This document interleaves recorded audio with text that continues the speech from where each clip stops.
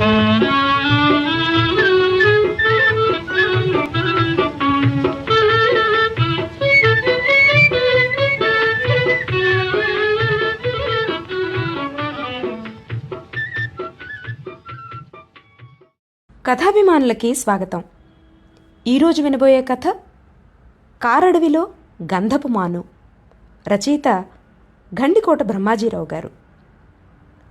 Telugu, English, సంస్కృత భాషల్లో పట్టభద్రులు, వృత్తిరీత్యా రైల్వే శాఖలో పనిచేశారు.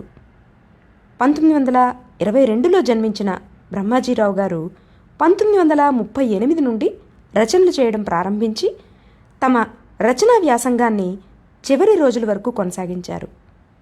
3 సంవత్సరాల పాటు ప్రొఫెసర్ తూమాటి దోణప్ప గారి వద్ద తెలుగు కథానిక మీద పరిశోధన చేశారు. శ్రామిక శకటం, విజయవాడ జంక్షన్, పరుగులేడే చక్రాలు, ప్రవహించే జీవనవాహిని, ప్రతిమ, నవ్వింది నాగావళి వంటివి వీరి ప్రసిద్ధ నవలలు. శ్రామిక శకటం నవలను ద్విభాష్యం రాజేశ్వరరావు గారు నాటకంగా మార్చగా ఆల్ ఇండియా రేడియో వారు ప్రసారం చేశారు. కేంద్ర సాహిత్య అకాడమీ వారి కోసం అరేబియన్ నైట్స్ను 1001 రాత్రుల పేరుతో అనువదించారు. సుందరకాండ సౌందర్య దర్శనం వీరు రచించిన ఆధ్యాత్మిక గ్రంథం. వీరు రచించిన కథలు మయూరాక్షి, కావేరీ సేతురామన్ అనే సంపుటాలుగాను, సమగ్ర కథా సాహిత్యంగాను వెలువడ్డాయి. రైల్వే రంగంలో పనిచేసిన బ్రహ్మాజీరావు గారి రచనల్లో ఎక్కువగా మనకు ఆ వాతావరణం, రైలు మార్గాలు, ప్రయాణాలు, వీరు పనిచేసిన ఆయా ప్రాంతాలు మనకు కనిపిస్తూ ఉంటాయి. ప్రస్తుత కథలో కూడా అదే వాతావరణం మనకు కనిపిస్తుంది. ఈ కథ 1969 ఆంధ్రప్రభ వారపత్రికలో ప్రచురితమైంది. మరి వినండి, గండికోట బ్రహ్మాజీరావు గారి కారడవిలో గంధపు మాను కథ. డ్రైవర్! జీప్ బానెట్ తుడుస్తున్న డ్రైవర్కి మాట వినిపించింది కానీ విననట్టే బానెట్ తొడవడం సాగించాడు. ఇంజనీరు రావు గారు రెస్ట్ హౌస్లోంచి బయటికి వచ్చారు. అతను వచ్చిన 5 నిమిషాల్లో ఆయన భార్య వచ్చింది. డ్రైవర్! అధికారం ఆయన పిలుపులో నిండింది. డ్రైవర్ తొడవడం ఆపి రావుగారి వైపు, జీపు వంక నడిచి వస్తున్న అతని భార్య వైపు చూశాడు. ఆమెను ఆపాదమస్తకం చూసి తర్వాత రావుగారితో అన్నాడు, డ్రైవర్ అని మామూలుగా పిలవడం కన్నా అప్పారావుని పిలిస్తే బాగుంటుందేమో. రావుగారు ఈ మాట వినిపించుకోలేదు. కోరమీసాలు ఒకసారి తిప్పి టోపీ సరిచేసుకొని డ్రైవరు సావధానుడై నిలబడ్డాడు. రావుగారు భార్య ముందు సీట్లో కూర్చున్నారు. ఆయా 8 నెలల చంటి పిల్లడిని తెచ్చి యజమానురాల చేతిలో ఉంచింది. బంట్రోత్ రామస్వామి, ఆయా చంద్రమ్మ వెనక సీట్లలో కూర్చున్నారు. డ్రైవరు జీప్ స్టార్ట్ చేశాడు. విశాఖపట్నం దాటి సింహాచలం, పెందుర్తి రోడ్డు పట్టింది జీపు. జ్యేష్ఠమాసపు ఎండలు, సముద్రపు గాలి చల్లదనం కొంచెం వరకు ఉన్నా బాగా ఉడకపోస్తున్నది. రోడ్డు మంచిదే గాని ఎడతెరిపి లేకుండా బస్సులు, లారీలు, రెండెడ్ల బళ్ళు, టెంపోలు. ఎంత వేగం బయలుదేరిపోదామన్నా 10 గంటలు దాటాయి. శృంగవరపుకోట ఎంత దూరం? రావుగారు ప్రశ్నించారు. తన పేరుతో ఆయన పిలవకపోవడం నుంచి డ్రైవరు అతని ముఖంలోకి చూశాడు. డ్రైవర్, నిన్నే అడిగేది. ఇంకా 20 మైళ్ళుంది సార్. ఆ జవాబు అతి సాధారణంగా ఉంది. జీపు శృంగవరపుకోట రోడ్డుకు మరలింది.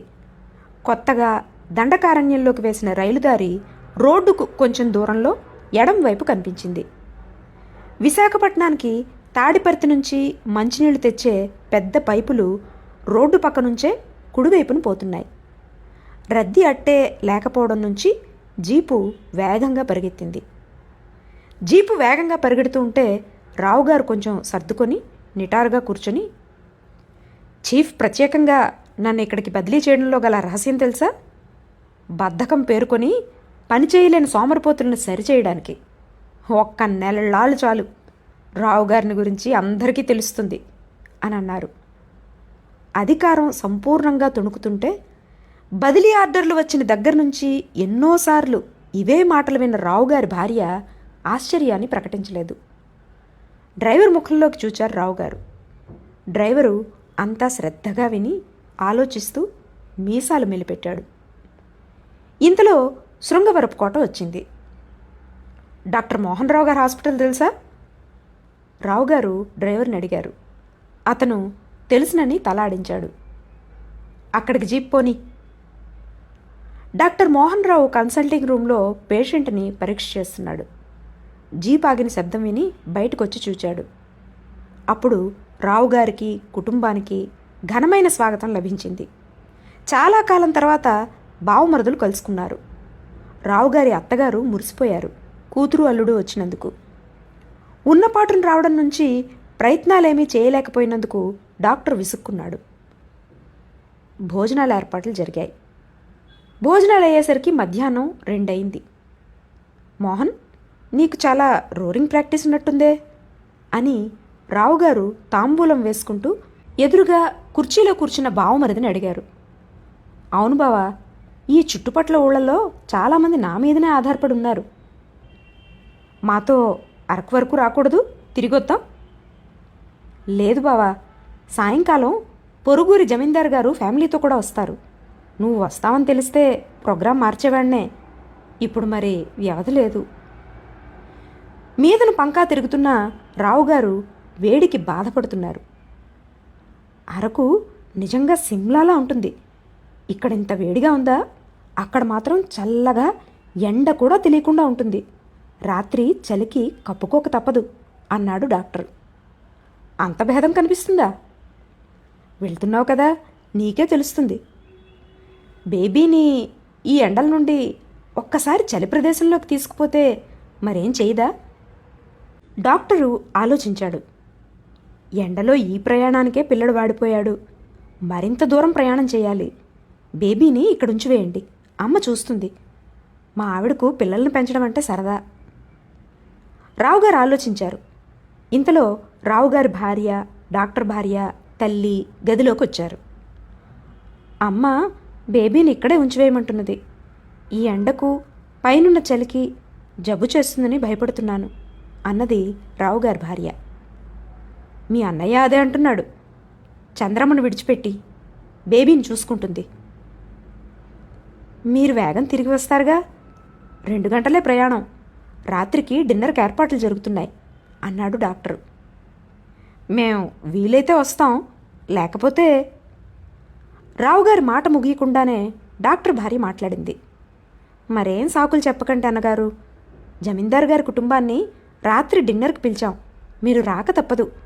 రాత్రి ఎంత వేళ అయినా పర్వాలేదు. రావుగారు నవ్వారు. అయితే వంటకాల్లో ప్రత్యేకత ఏమిటి? పులావ్ స్పెషల్గా చేయిస్తాను అన్నాడు డాక్టరు.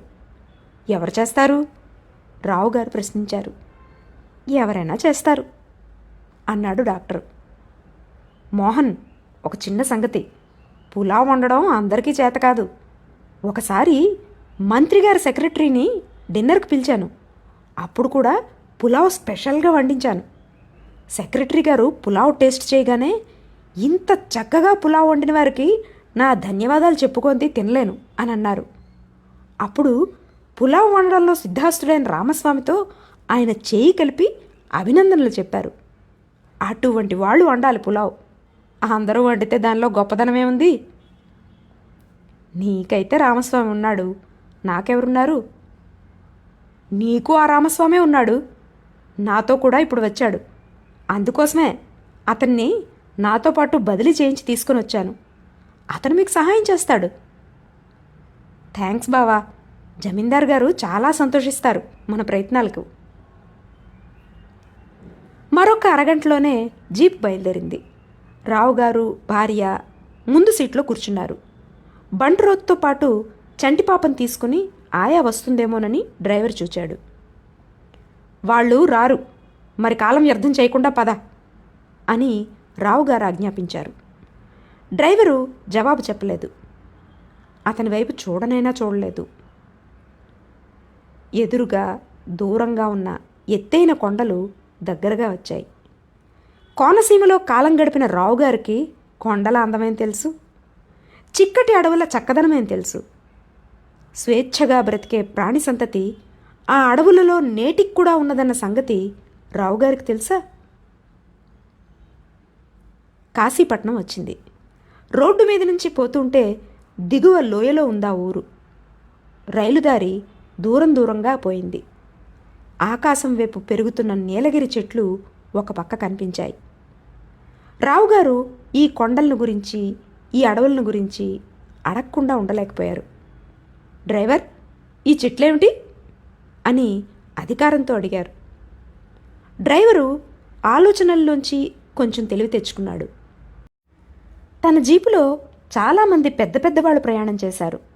విదేశీయులు కూడా ఉన్నారు వాళ్ళలో.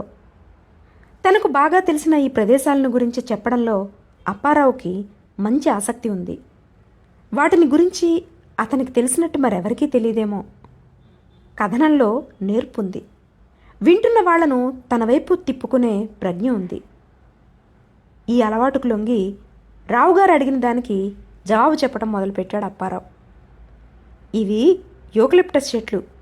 వీటి ఆకులు వేడి నీళ్లలో వేసుకుని ఆ నీళ్లతో స్నానం చేస్తే ఒళ్ళు చాలా తేలిగ్గా ఉంటుంది, చక్కని సువాసన వస్తుంది. తన మాటలు వింటున్న వారి ముఖాలు చూశాడు. రావుగారు గంభీరంగా ఉన్నారు.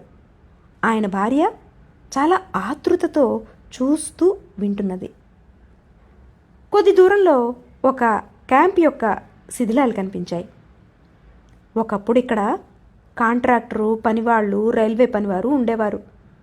పగలల్లా కొండల్లో పనిచేసి రాత్రి ఇక్కడ తలదాచుకునేవారు.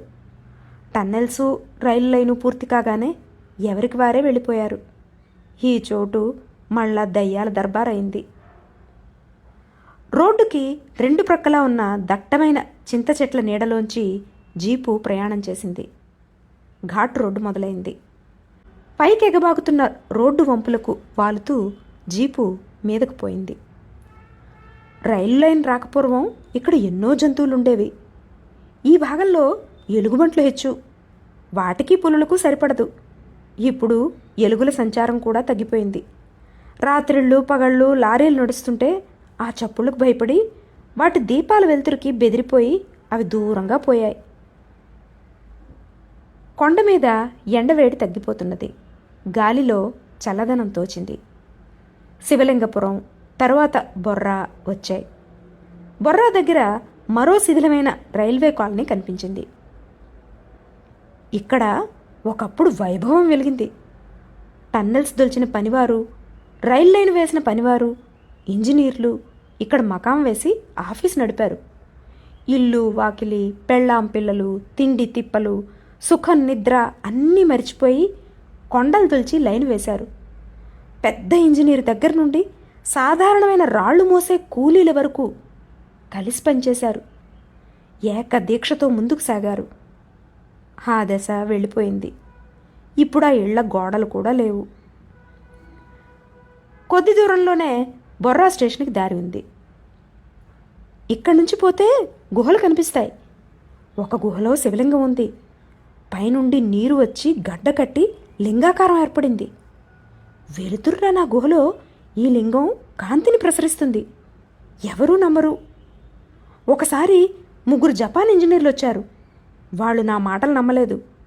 దీపాలు అర్పి లింగాన్ని చూపించాను. మరి వాళ్ళు వాదించలేదు. రోడ్డు ఇంకా పైకి పోతున్నది. ఒకచోట రైలు లైను రోడ్డుకి మీదగాను, మరొక చోట కిందుగాను పోతున్నది. అగ్ని అరణ్యాలను నాశనం చేస్తుందని, అడవి జంతువులను వేటాడకూడదని బోర్డులు అక్కడక్కడా కనిపించాయి. మీదను చాలా చల్లగా ఉంది. హై టెన్షన్ లైన్లను మోసుకుపోతున్న టవర్ పోల్స్ లోకాన్ని కబళించడం కోసం పొట్టి చేతులు చాచిన పొడుగు రాక్షసుల్లాగా కనిపించాయి. 4000 అడుగుల ఎత్తులో అనంతగిరి రెస్ట్ హౌస్ కనిపించింది. ఇక్కడ రెస్ట్ హౌస్లో దిగిన వాళ్లకు పులులతో బియ్యం జరపవలసి వచ్చేది. పులులు రాత్రిపూట తలుపులు తట్టేవి. కొండలు రాత్రి పగలు విరామం లేకుండా పేల్చారు. ఆ శబ్దాలకు పులులు పారిపోయాయి. దారి పక్కకు కొండవాలులో కాఫీ తోటలు కనిపించాయి. మీదు నుంచి చూస్తే మెలికలు తిరిగి కొండల మధ్య టన్నెల్స్లో నుండి బయటపడ్డ రైలు లైన్ కనిపించింది. రోడ్డుకు ఒక పక్క ఆకాశం వైపు సాగిన కొండలు, రెండో పక్క పాతాళానికి తీసుకుపోయే పల్లాలు ఉన్నాయి. అడ్డాకుల తీగలు చెట్లను చుట్టుకున్నాయి. రోడ్డు పక్క కాయలతో పనస చెట్లు. ఒకరిద్దరు ఆదివాసులు బాణాలు పరశువులు పట్టుకుని దారిని పోతూ కనిపించారు. రోడ్డుకి రెండు వైపులా ఎన్నో గంధం చెట్లుండేవి. లారీలు, జీపులు, మనుషులు తిరగడం హెచ్చిన కొద్దీ వాటి సంఖ్య తగ్గిపోయింది. ఇప్పుడు వెతికినా దొరకవు. అనంతగిరి ఏజెన్సీ అంతమైంది. కొండల మీద ఎత్తు ప్రదేశంలో రోడ్డు మలుపు తిరిగే చోట హనుమంతుడి విగ్రహం, గుడి ఉన్నాయి. దిగువనున్న రైలు లైను రక్షించే దైవంలా హనుమంతుడు కనిపిస్తాడు. దాని పక్క పూజారి చిన్న పాకలో ఒక్కడు ఉంటున్నాడు. జీపు ఆగింది. పూజారి మెట్లు దిగి కిందకు వచ్చాడు. జేబులో డబ్బులు తీసి పళ్ళెంలో వేశాడు డ్రైవరు. సింధూరం నుదుటిని పెట్టుకున్నాడు. ప్రసాదంగా ఇచ్చిన ఊరవేసిన ఉసిరికాయలు నోట్లో వేసుకున్నాడు. రావుగారు ఏమీ చేయలేదు. భార్య ప్రసాదం తీసుకోబోతుంటే, కొండ ఉసిరికాయలు గొంతుకు పట్టగలదు అని వారించారు. పూజారి మీదకు వెళ్ళిపోయాడు. ఆ మనుష్యుల వంక తీవ్రంగా చూచి జీపు పోనిచ్చాడు డ్రైవరు. 1 మైలు దూరంలో చిన్న నీటి పట్టు కనబడింది. కొండ మీద నుండి రాతి పగుళ్లలో నుండి చిన్న ధారగా నీరు ప్రవహిస్తున్నది. అడుగు ప్రదేశాలకు పోతున్నది. ఇది అమృతం లాంటి చల్లని నీరు, మీరు తాగుతారా అని రావు దంపతులను ప్రశ్నించాడు డ్రైవరు. ఇది ఏజెన్సీ, ఈ నీరు తాగితే మరి బతకనక్కర్లేదు అన్నాడు ఆయన. డ్రైవరు వెకిలిగా నవ్వి కడుపులో మరేం లేనట్లు దోసెళ్లతో చల్లని నీరు గబగబా తాగాడు. ఆ నీటి చాలులో ఎదిగిన అరటి చెట్లను, దిగువ దట్టంగా పెరిగిన లతలను చూచి మీసాలు దిద్దాడు. సుంకరి మెట్ట దాటిపోయింది. సాయంకాలపు ఎండలో సిల్వర్ ఓకు చెట్ల ఆకులు గాలికి ఆడుతూ వెండి రేకుల్లా తళతళా మెరిశాయి. కరివేపాకు వనమై కొండ పక్కను వ్యాపించింది. ఘాట్ అంతమైంది. రైలు లైను కింద నుంచి రోడ్డు పోయింది. కొద్ది దూరంలో అరకులోయ కన్నుల పండుగగా ప్రత్యక్షమైంది. అదిగో అరకులోయ, ఆంధ్రుల ఆనందసీమ. పువ్వులు, పళ్ళు, సుగంధ ద్రవ్యాలకి లోయ పెట్టింది పేరు. అతి ప్రశాంతమైన ప్రదేశం. జీపు అరకు ఊరిలోకి పోయింది. దారిలో 2 గోళాకారాలుగా ఉన్న బస్తులు కనిపించాయి. ఒకదాని దగ్గర పంచెలు, షరాయిలు, చొక్కాలు ఆరవేశారు. దానిలో మగవాళ్ళు సాయంకాల ప్రార్థన చేస్తున్నారు. పక్కనే ఉన్న వస్తీ ఆవరణలో చీరలు, జాకెట్లు, బాడీలు, లంగాలు ఆరవేశారు. లోపల ఆడవాళ్లు పనిచేసుకుంటున్నారు. ఇవి ట్రైనింగ్ స్కూల్ వారివి, ఆడామగ వేరువేరుగా ఉన్నారు అన్నాడు డ్రైవరు. జీపు పోతుంటూనే కబురు తెలిసింది. రిలీవ్ చేయవలసిన మూర్తిగారు మంత్రిగారితో కలిసి కాంట్రాక్టర్ గారింట టీ పార్టీలో ఉన్నారని వెంటనే ఆహ్వానం వచ్చింది. రావు దంపతులు కాంట్రాక్టర్ గారింట టీ పార్టీలో చేరిపోయారు. టీ పార్టీ నుండి తిన్నగా మంత్రిగారు, పరివారం వెంకటేశ్వర స్వామి కోవిల ఆవరణలో ఏర్పాటు చేసిన సంగీత సభకు ఇచ్చేశారు.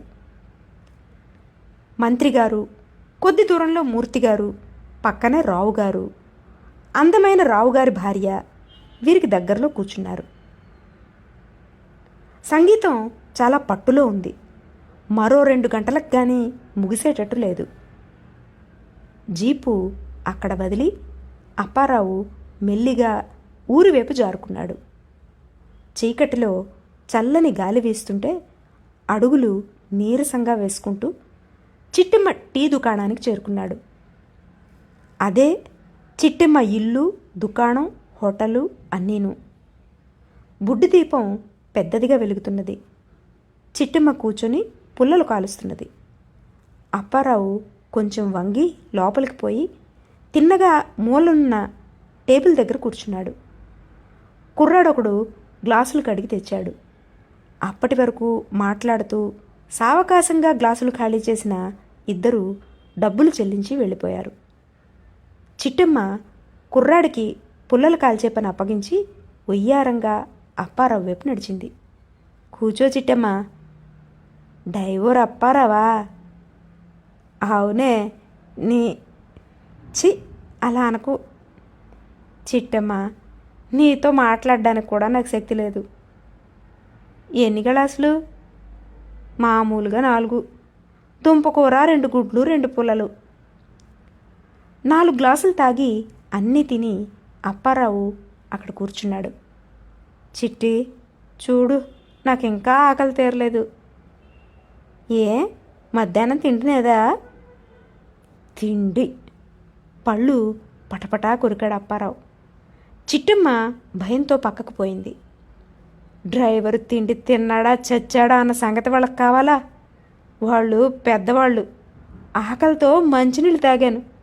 చిట్టి, అవి ఎంతకాలం ఉంటాయి కడుపులో? చిట్టమ్మ భోజనం పెట్టింది. తర్వాత మరో 2 గ్లాసులు తాగాడు. డబ్బులు తీసి చిట్టమ్మకిస్తూ దగ్గరగా లాక్కున్నాడు. ఎవరైనా రాగలరు అంది చిట్టమ్మ. అవును, నేను పోవాలి అని నిటారుగా నిలబడి ద్వారం వైపు నడిచి బాగా వంగి ద్వారం దాటి బయటికి నడిచాడు. బయట చలి, శరీరంలో వేడి దెబ్బలాడుకుంటున్నాయి. నిలకడగా ముందుకు అడుగులు వేశాడు అప్పారావు. అప్పటికింకా సభ ముగియలేదు. మంత్రిగారు కోరిన పాటలు పాడుతున్నాడు విద్వాంసుడు. అవి ముగిసిన తర్వాత ప్రజలు కోరిన పాటలు. అన్నీ ముగిసేసరికి రాత్రి 10 అయింది. కంట్రాక్టర్ గారికి ట్రంక్ కాల్ వచ్చింది. తర్వాత రావు గారికి కబురు వచ్చింది.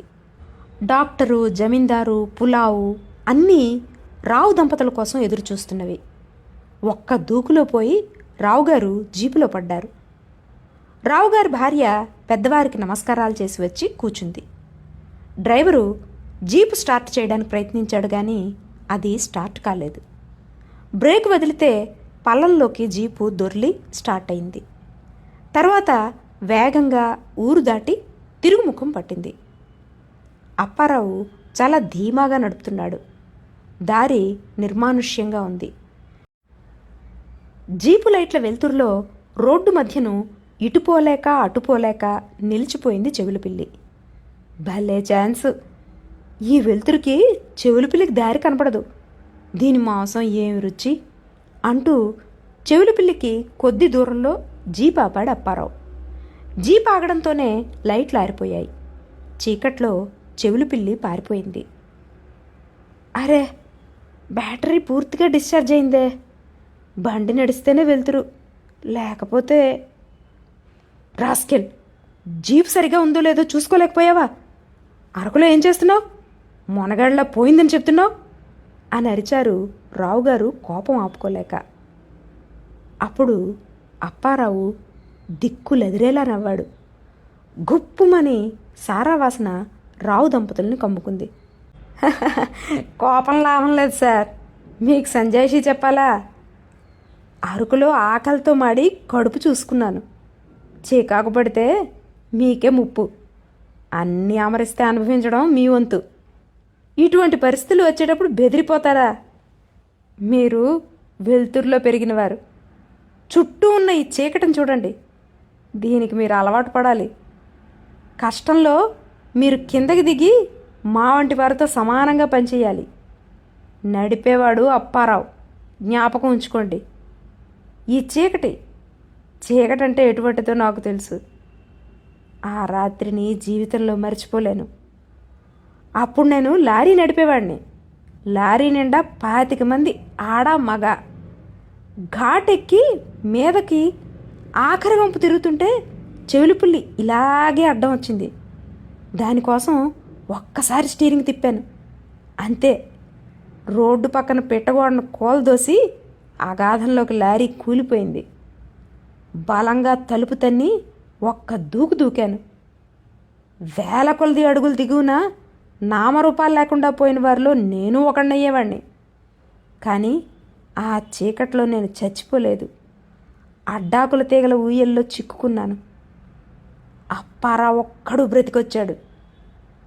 అనంతమైన చీకటిలోంచి బయటకొచ్చాడు. ఆ కాళరాత్రిలో నాకు తోడెవరు? ఈ చీకటే. జీపును మళ్ళీ దొర్లించి స్టార్ట్ చేశాడు. వెలుతురు ముందుకు ప్రసరించింది. సుంకర మెట్ట వచ్చింది. తర్వాత సంత జరిగే చోటు వచ్చింది. మరికొంచెం దూరం పోయిన తర్వాత ఒక చెట్టు దగ్గర జీపు ఆపి అప్పారావు తిరిగి నవ్వడం మొదలుపెట్టాడు. ఈ చెట్టును చూస్తే నాకు జ్ఞాపకం వస్తున్నది. ఈ చెట్టు ఎదుటే, ఈ ఊరి పక్కనే. ఎంత ధైర్యంతో వాడు ఆ పని చేశాడు. గడ్డం ముండా కొడుకు. వాడు నా దోస్తు.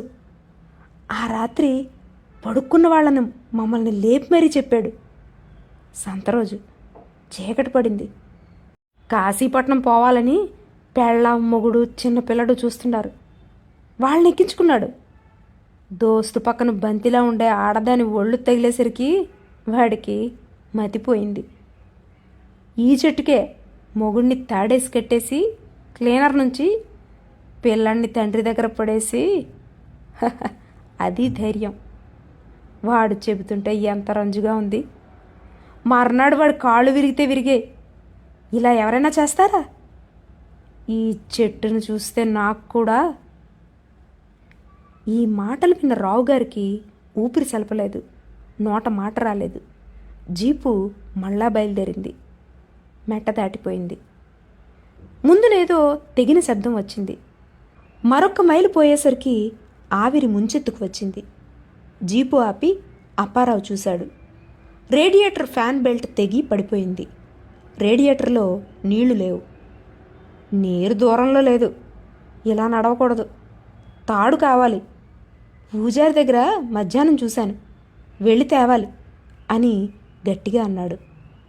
అప్పుడు రావుగారి భార్య అప్పారావు అని పిలిచింది.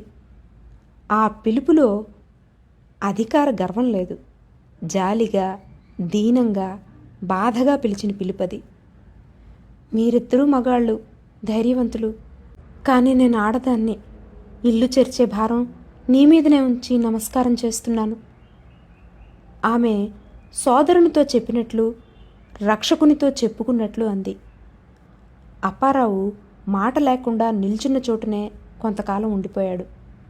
తరువాత ఖాళీ మూతలేని డబ్బా జీపు ఎత్తే జాక్ హ్యాండిల్ పట్టుకుని హనుమంతుడి గుడి వైపు నడిచాడు.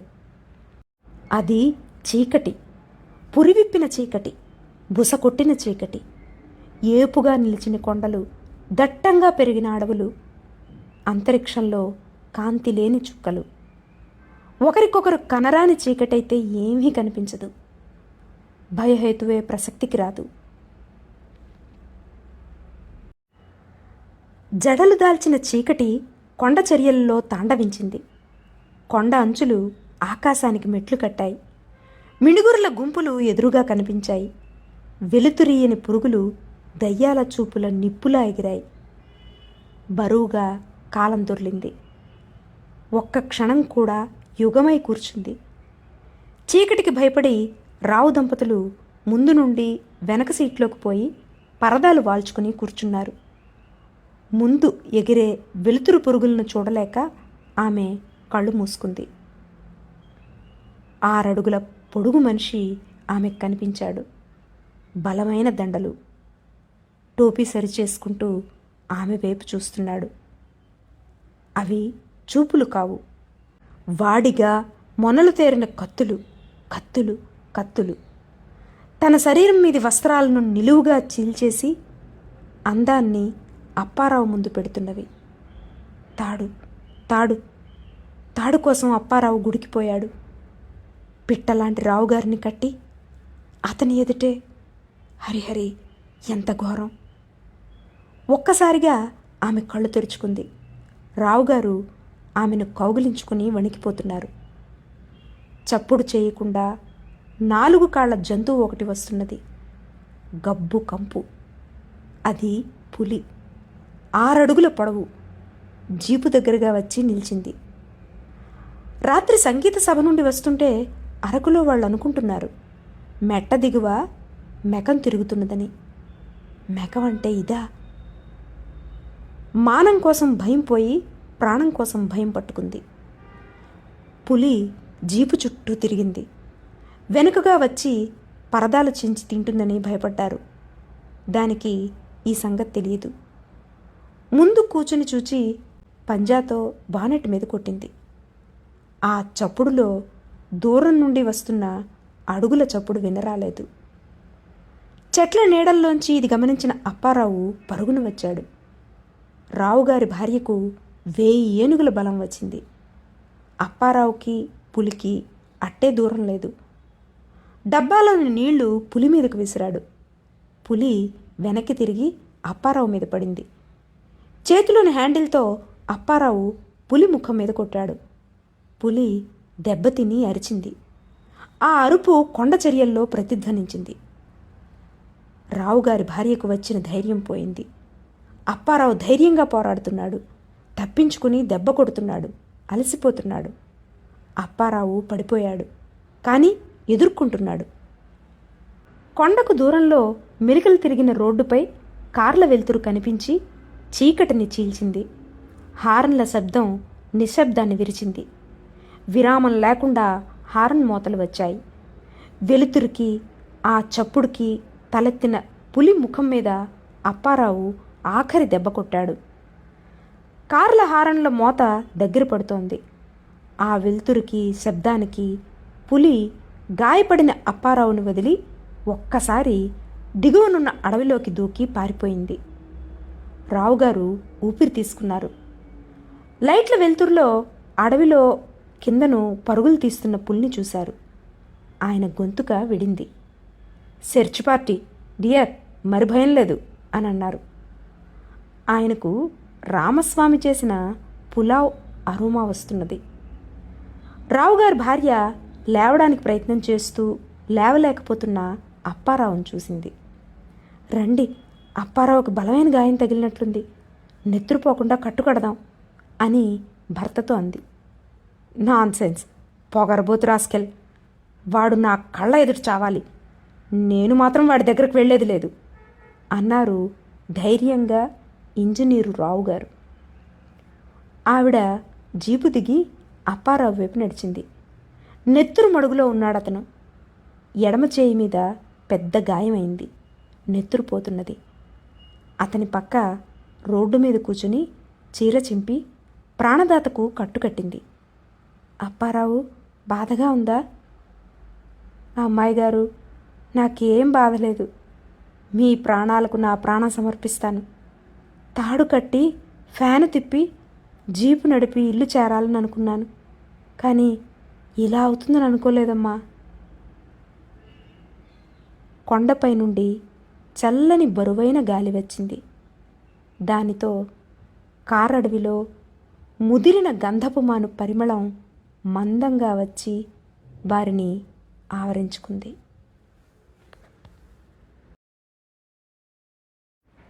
ఇది కారడవిలో గంధపు మాను.